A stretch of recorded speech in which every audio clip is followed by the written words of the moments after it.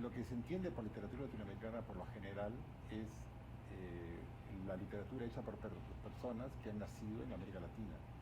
Es decir, digamos que hay una ubicación geográfica eh, aplicada al género literario, a la actividad literaria.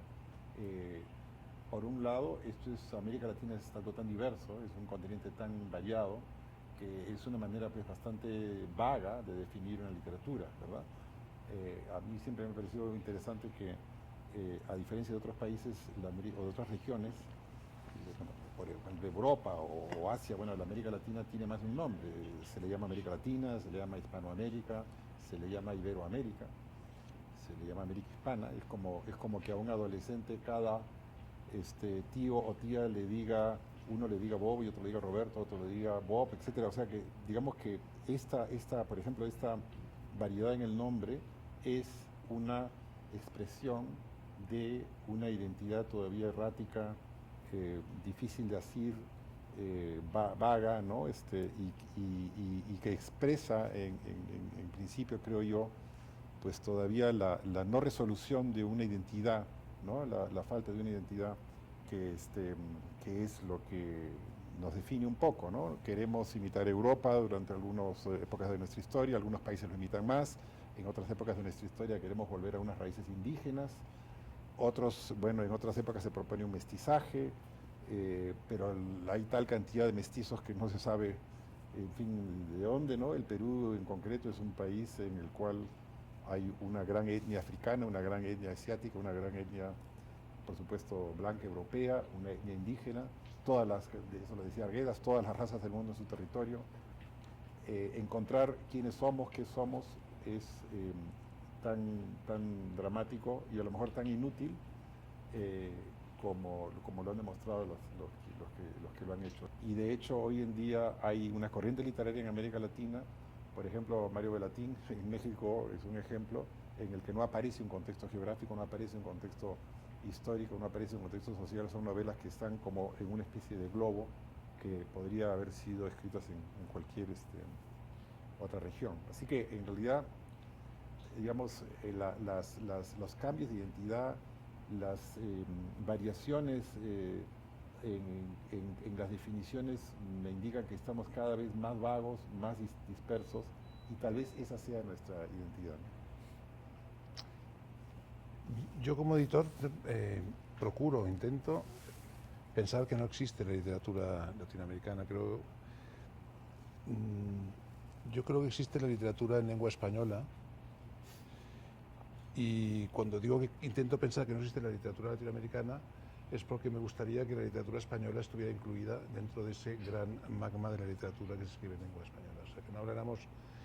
Yo creo que, a mi modo de ver, a mí por lo menos personalmente me gusta superar el concepto de España por un lado y Latinoamérica por el otro, como si fuera España un país y como si fuera sobre todo Latinoamérica un país, porque España sí que es un país, pero Latinoamérica son un montón de países que escriben, en los que se trata la literatura de manera completamente diferente.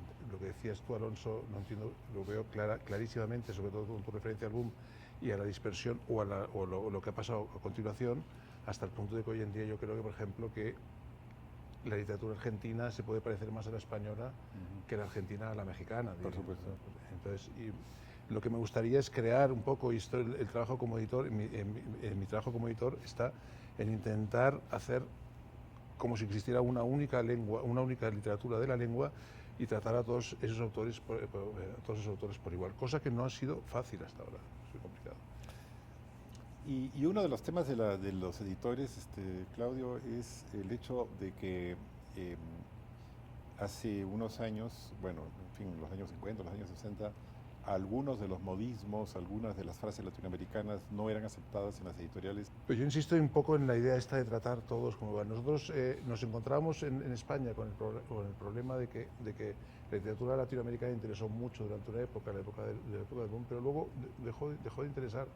O sea, los libros latinoamericanos se venden poco en España. No creo que es un fenómeno exclusivamente español, porque creo que sucede lo mismo en América Latina, en el sentido de que en México o Argentina, lo puedo decir por experiencia profesional, tampoco interesan nada los autores españoles. Entonces, Yo creo que a medida que la globalización ha crecido, en cambio, o sea, los mercados se han particularizado más.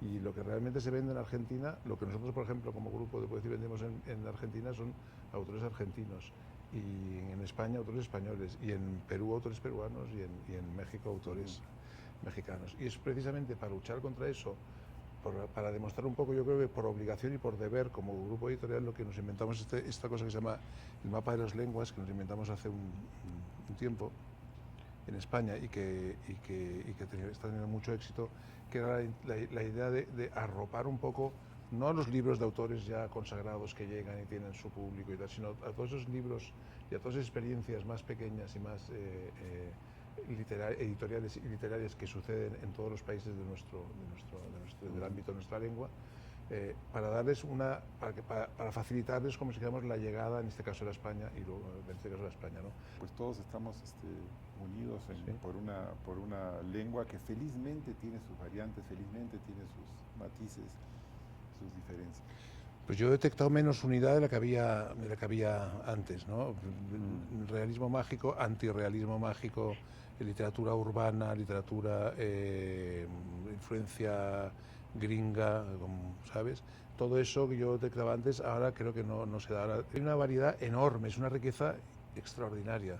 Lo que hay, sobre todo lo que hay, es un talento enorme. Yo encuentro que hay mucho más talento, siempre lo digo, aparte no es una novedad, siempre creo que hay mucho más talento en Latinoamérica, es mucho más grande, evidentemente, pero hay mucho más talento en México o en Argentina o en la poesía chilena de lo que hay, por ejemplo, en España. Yo creo que es asombroso las cosas que te encuentras. Yo creo que es literatura de primera calidad, y hay una serie de nombres que, si nosotros los editores, que es nuestra obligación, les ayudamos y les apoyamos a llegar a sus lectores, llegará un momento en que serán autores, los sucesores de Alonso Cueto, los sucesores de Mario Vargas Llosa, los sucesores de los grandes nombres, porque hoy en día es mucho más difícil tener un gran nombre, mucho más difícil.